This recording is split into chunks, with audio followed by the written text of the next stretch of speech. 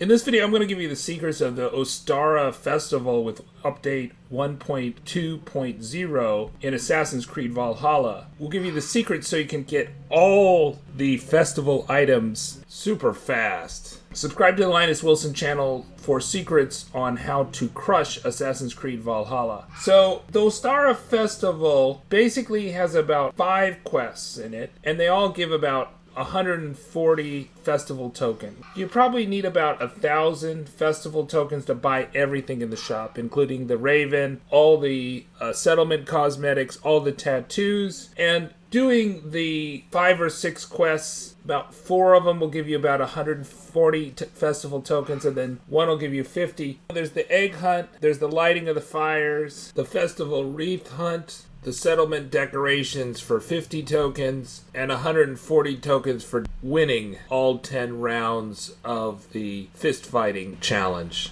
Those are probably the most efficient ways to get festival tokens. They're also the most enjoyable, they're most interesting. The egg hunt is probably the hardest because you need to get 15 eggs. One is on top of a pillar next to the Roman antiquities dealer in Ravensthorpe. One is just outside on one of the extensions of the walls on the side of the longhouse by Ranvi. There's one way up in the rafters in the longhouse. Those are probably the hardest to find, but to be honest, the 15th for me was one that was on the dock. So it just depends on where you're looking. Using the Odin site will make it more helpful. There's plenty of guides that'll show you each and every one of them. I think I'll put a link to the Friendly Gamers guide that gives you all 15 locations in the description. That's probably the most difficult quest, but the Easter egg hunt is probably maybe the most fun quest until you get to the last one. The repeatable quests are the fist fighting and the arrows and the drinking game. And with the arrows, you could probably fill in any gap that you have in terms of the tokens if you need to get more from the store. So more of the festival items from the store, and you need more tokens. So if you do less than 500 points on the arrow thing, so you're pretty bad, then you will get no token. But if you get over 500, you'll get 10 tokens. You get over 800, you'll get 15 tokens. If you get over 1,000 points, you get 25 tokens. And if you do a perfect score of 1,500, you'll get 40 tokens for a 2-minute run. And so that's probably the most efficient especially if you can do over 1,000 or come close to getting the 1,500 perfect run in 2 minutes. To get over 1,000, the key is to get almost every bonus. That there's never a flipped over target that you do not get before it flips over back again. So that's pretty much the key, that you need to get over half of those bonuses to get over 1,000, and you have to get all of those bonuses to get 1,500. For most folks, probably like a half hour with the arrow game would be enough to wipe out the store after doing all the 5 quests that give you about 600 tokens. It seems to default you to a hunter bow if you don't have a bow, or if you're using a predator bow, so you don't actually need to change your bow. I tried it with both the hunter bow and the light bow, and I couldn't see any difference, but maybe you have a slight advantage with the light bow because you can spam the trigger. The emphasis is on speed, so there's not really a penalty for missing, and there's also not really a penalty for not hitting the center of the target. So if you just hit the side of the target, just go for it. But, the fist fighting is also fairly efficient. You get 10 tokens each time. The only thing is that if you kind of press your luck and go to the next fight, then you lose all your tokens that you've accumulated. But you probably want to do that at least once. You want to win the championship, and that is 10. And it should be pretty easy. You can always turn the difficulty down to easy. If you have full rations, 6 rations, that's probably almost impossible for you not to win the tournament on easy.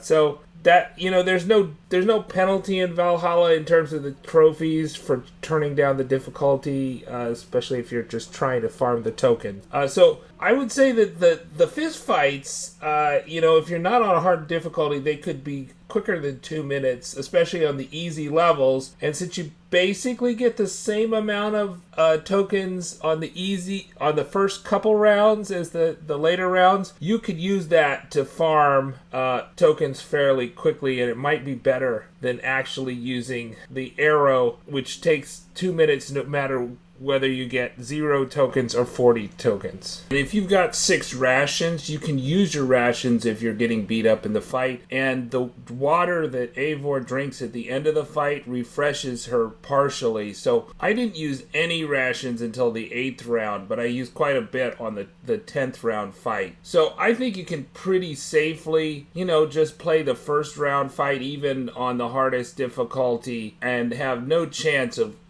losing anything or do the first several fights. But the fights will be quicker if you turn down the difficulty levels. If you're purely farming, having it on the easiest difficulty level will make the fights go fastest, and you'll get your 10 tokens in under a minute probably. There's not much incentive if you're farming to go multiple rounds or many rounds. More than 4 rounds, I would say, if you're farming, don't bother, because the fights just get harder and the chances of you losing are worse. But if you start again, then they're easy fights. So I think it really just boils down to, do you enjoy the archery challenge or do you enjoy the fist fighting challenge? I think they're about equally as quick if you're farming token. Overall, I think that the River Raids was actually more content than the Ostara Festival. That you could take far longer with the River Raids than the Ostara Festival. I think you could complete the Ostara Festival if you're efficient in like 3 hours, and if you're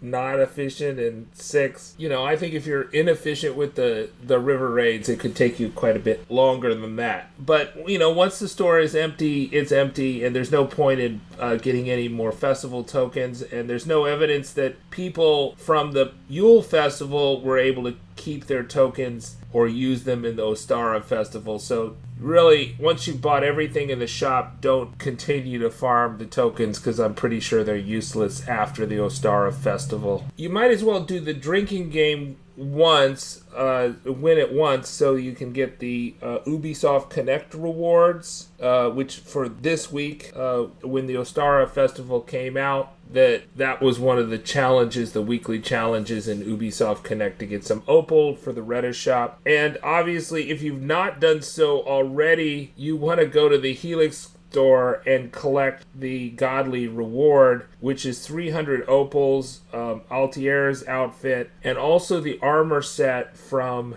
the Yule Festival. It's not a very good armor set, but it is an armor set for free. You get Altier's outfit and the 300 opal, which is pretty cool, and it'll allow you to buy some pretty cool gear from Retta's shop. Overall, there's, it's not a lot to do, but and it's not going to keep you until the Wrath of the Druids DLC if you're going to you've purchased that either through the Gold Edition or the Ultimate Edition, or you've bought that separately. I think it's going for $25 separately, or $40 if you buy both the Wrath of the Druids and the Siege of Paris, which is expected late summer. The Wrath of the Druids has been confirmed to come out the 29th. We should have one more seasonal content thing coming out in Ostara, but the festival's going to end after this, in the beginning of the second week of April, I think April 8th. But I, like most other people, got a warning that it would end in 48 hours, and since I basically completed it within 48 hours, I think I'm covered, because my Yule Festival did end in something like 48 hours, so hopefully it's not bugged. Overall, I didn't think it was too buggy. There is that little buggy video at the end of the drinking game, but besides that, it seemed okay to me. There were some glitches associated with the fact that I had the Ultimate Edition and my armor was downgraded, so my Berserker armor set was downgraded for some reason. I don't know why that was. If you completed the game, you completed the River Raids and the Ostara Festival, the other thing I would ask you is, have you done all the Animus anomalies, right, to get the secret ending? Have you killed all the Order members? That type of thing. But in terms of a Platinum trophy, I think a lot of people are prevented from a Platinum in terms of the fishing glitches. We're hoping that the big fish will spawn, but there so far have not been spawning. We're still waiting on Ubisoft to correct that. But, you know, there's a ton of completionist things if you choose to do them. I would rather not spend my free time stacking their digital rocks. So I don't think the Platinum trophy is for me, but there still is content out there. The other thing is you could try doing all the mysteries, right? So there is a little bit of story in all the mysteries, and it's a good bit of XP, 1200 XP per that. And of course you do with the Ostara update, you get 3 more skills, and for some reason my mastery points did not translate into skill points when they added the new skills, so you have to get those through new XP, which is ridiculous, you know, given I've got like over 50 mastery points at this point, that I have to get more XP to get to level 409 from 406. But anyways, so that's another thing that you may want to do. Of course, Retta's quests, the dailies from Retta, and then the Ubisoft Connect challenges give some XP, and you'll get some from those. Subscribe to the Linus Wilson channel where we give you the secrets to crush Assassin's Creed Valhalla. This looks to be the